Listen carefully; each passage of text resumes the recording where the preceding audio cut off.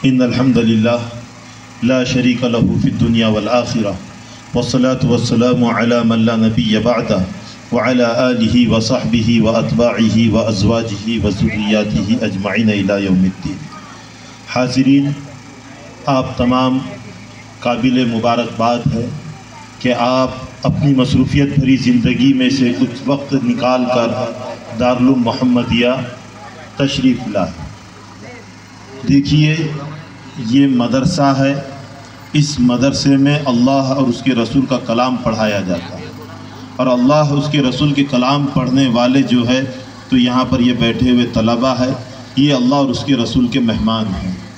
ان کی محبت نے، اللہ اور اس کے رسول کی محبت نے ہمیں مصروفیت بھری زندگی میں سے وقت نکالنے پر مجبور کیا ہے اور یہاں پر آئے ہیں۔ اللہ رب العزت ہمارے آنے کو قبول فرمائے۔ ایک بچہ ہے جس نے اتحاد پر بڑی اچھی تقریر کی ہے، تو میں ابتدا وہیں سے کروں۔ قرآن سورہ بقرہ کے اندر اللہ تعالیٰ نے فرمایا لیس البر ان تولوا وجوہکم قبل المشرق والمغرب ولکن البر من آمن باللہ والیوم الآخر والملائکۃ والکتاب والنبیین وآتى المال على حبه ذوي القربى واليتامى والمساكين وابن السبيل والسائلين وفي الرقاب وأقام الصلاة وآتى الزكاة آمنت إلى آخر الآية آمنت بالله صدق الله العظيم۔ دیکھیے، ابھی ہمارے سامنے ایک بڑا سانح ارتحال، بڑا المناک اور بڑا ہی دل کو تکلیف پہنچانے والا واقعہ پیش آیا ہے۔ اصل میں مدارس اسلامیہ یہ آج نہیں، مدارس اسلامیہ کی ابتدا، معلم دینیہ کی ابتدا سے ہے۔ کہاں سے ہے؟ مکۃ المکرمہ میں دار ارقم۔ دیکھیے تاریخ مختصر کہہ رہا ہوں۔ نبی کریم صلی اللہ علیہ وسلم نے ہجرت سے پہلے مدینہ المنورہ کے کچھ انصاری صحابہ کے کہنے پر حضرت مصعب بن عمیر رضی اللہ تعالیٰ عنہ کو مدینہ منورہ معلم بنا کر بھیجا۔ مدینہ منورہ والے حضرت مصعب بن عمیر رضی اللہ تعالیٰ عنہ کو المقری کہا کرتے تھے، مقری یعنی پڑھانے والا۔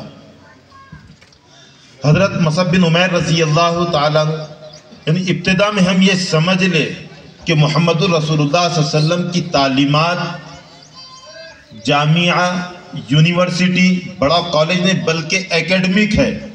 ایکیڈمک مطلب کہ مختلف علوم و فنون کی وہاں سے ایجاد ہوتی ہے، اور وہ ایجاد جو ہے تو انسانیت کے لیے سراپا رحمت اور ہدایت بنتی ہے۔ تو محمد الرسول اللہ صلی اللہ علیہ وسلم نے حضرت مصعب بن عمیر رضی اللہ تعالیٰ عنہ کو مدینہ المنورہ بھیجا۔ ہجرت کے بعد نبی کریم صلی اللہ علیہ وسلم نے قباء کی تعمیر کی، قباء کے بعد مسجد نبوی کی تعمیر ہوئی۔ مسجد نبوی میں صفہ، اللہ تعالیٰ ہم تمام کی حاضری وہاں پر کرائے اور اس کا دیدار ہمیں کرائے۔ تو اصحاب صفہ، یہ قرآن، احادیث، علماء بیٹھے ہیں کہ جتنی روایتیں قرآن، یہ تمام کے تمام وہ صفہ کے صحابہ سے ہوتا ہوا ہم تک پہنچا ہے۔ غالباً بیر معونہ کا واقعہ ہے۔ 70 صحابہ اکرام رضوان اللہ تعالی اجمعین کو ماکرانہ طریقے سے اور فریب کے ساتھ کفاروں نے لے جا کر قتل کر دیا۔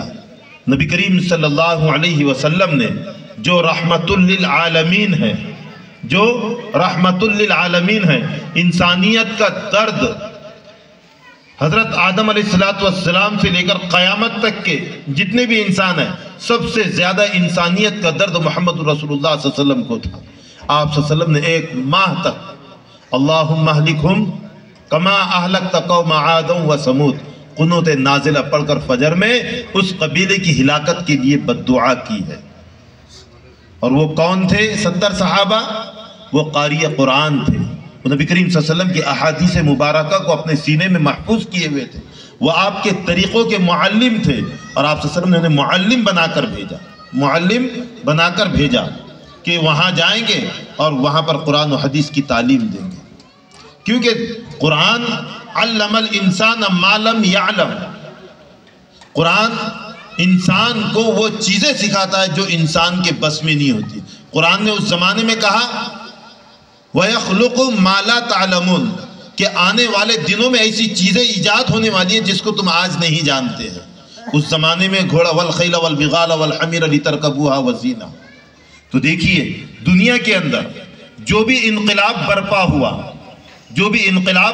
ہوا اس انقلاب کی کڑی محمد الرسول اللہ صلی اللہ علیہ وسلم سے ڈائریکٹ یا کسی نہ کسی واسطے سے پہنچتی ہے۔ آپ صلی اللہ علیہ وسلم کے زمانے طیبہ میں جتنا بھی انقلاب، ایک مختصر سے وقت میں ایک بڑا انقلاب، انسانیت کو فائدہ ہی فائدہ اور امن و سلامتی کی طرف پوری انسانیت آ گئی، یہ محمد الرسول اللہ کا فیض ہے۔ اور آج بھی پوری دنیا کے اندر محمد الرسول اللہ صلی اللہ علیہ وسلم کا فیض ہے۔ آپ صلی اللہ علیہ وسلم کے وارث کھڑے ہوئے ہیں اور وہ آپ صلی اللہ علیہ وسلم کی وراثت کو تقسیم کر رہے ہیں۔ لیکن ہمارے درمیان میں بچے نے جو اتحاد پر کہا نا، میں وہ کہہ رہا ہوں کہ کچھ مکتبی عصبیت نظری اور فکری طور پر، نظر اور فکر مجھے جو پسند وہی سب نے کرنا چاہیے۔ تو تحویل قبلہ یعنی جب قبلے کی تبدیلی کا حکم ہوا، مسجد اقصی سے مسجد حرام کی طرف رخ کرنے کا، کعبہ شریف کی طرف رخ کرنے کا حکم ہوا، تو اس وقت یہودیوں نے مسلمانوں کے درمیان میں اعتراض کیا، لیس البر ان تولوا وجوہکم قبل المشرق والمغرب۔ تو قرآن نے کہا کہ مشرق کی طرف رخ کرو یا مغرب کی طرف رخ کرو، یہ نیکی نہیں ہے۔ ولکن البر من آمن باللہ، نیکی کیا ہے؟ من آمن باللہ، اللہ پر ایمان لانا۔ ولیکن البر من آمن باللہ والیوم الآخر، قیامت کے دن پر ایمان لانا، اس کی کتابوں پر ایمان لانا، اس کے نبیوں پر، اس کے فرشتوں پر ایمان لانا۔ اور پھر اس کے بعد دیکھیے میں وہاں پر آ رہا ہوں کہ کیونکہ حضرت مولانا کے بڑے احسانات ہیں، اور صرف ہمارے علاقے پر، ہمارے ریاست پر، ہمارے ملک پر نہیں، بلکہ بیرون ملک میں بھی اور دنیا کے اندر انقلاب جو آیا، ہم جہاں پر بھی رہے وہاں پر اقلیت میں رہے۔ بچے نے کہا وہ معزز تھے، قرآن کی اہمیت پر بات کیا تو آخر میں کہا وہ معزز تھے زمانے میں مسلمان ہو کر، اور ہم خوار ہوئے تاریخ قرآن ہو کر۔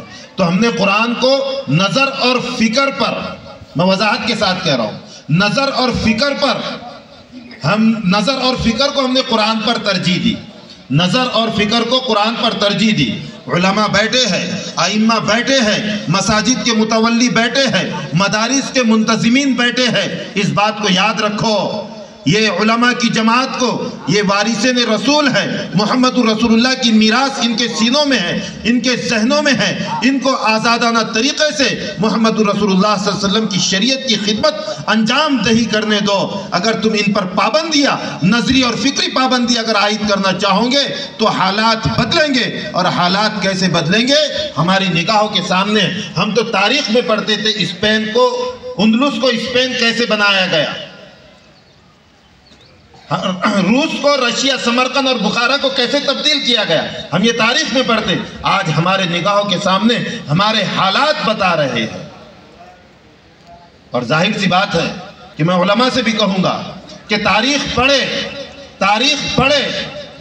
ہمارے درمیان میں جو بھی فتنہ آیا ہے، جو بھی شرانگیز آیا ہے، وہ شرانگیز شر کے ساتھ نہیں آیا، وہ فتنے کے چولے میں نہیں آیا۔ محمد رسول اللہ صلی اللہ علیہ وسلم کے زمانے میں منافقین کیا کہتے؟ وَإِذَا لَقُوا الَّذِينَ آمَنُوا قَالُوا آمَنَّا۔ محمد رسول اللہ کی اور آپ کے جانثاروں کی مجلس میں ہوتے کہتے ہم نے ایمان لائے، اور جب وہاں سے الگ ہوتے تو کیا کہتے؟ اِنَّا مَعَكُمْ، ہم تمہارے ساتھ ہیں۔ اسی طریقے سے سیدنا ابو بکر صدیق رضی اللہ تعالیٰ عنہ کے زمانے میں، اسی طریقے سے سیدنا عمر فاروق رضی اللہ تعالیٰ عنہ کی شہادت فیروز نامی مجوسی نے، ابو لولو نے جو کی ہے، تو قاتل بن کر اور مجوسی بن کر نہیں کی ہے بلکہ نمازی بن کر کی ہے کہ نہیں ہے؟ سیدنا عثمان ابن عفان رضی اللہ تعالیٰ عنہ کے قاتل عبداللہ ابن سبا، اس کے حوالی، اس کے موالی ہمارے درمیان میں آئے، تو کیا کس طریقے سے آئے، کس حلیے میں آئے؟ اس بات کو ذہن میں رکھے۔ ان فتنوں کو بھاپنا، ان فتنوں کو پرکھنا، یہ وارثین رسول کا کام ہے، اور وارثین رسول کو آزادی دیجئے ان فتنوں کی سرزنش کے لیے، ان فتنوں کے ازالے کے لیے، ان کے تدارک کے لیے، ان کے پکڑ کے لیے۔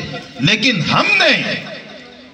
ہم نے مساجد کے اماموں کو، ہم نے علماء کو نظروں میں اور فکروں میں قید کر کے رکھا ہے۔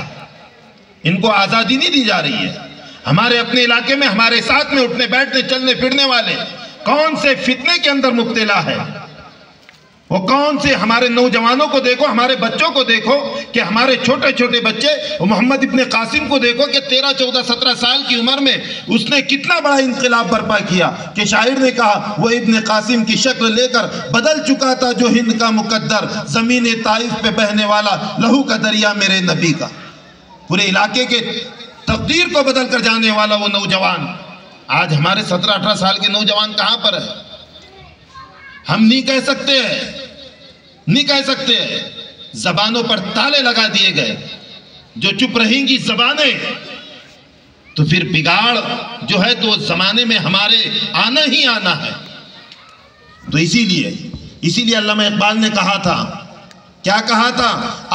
اس راز سے واقف ہے نہ ملا نہ فقیہ، وحدت افکار کی ہے، وحدت کردار خام ہے۔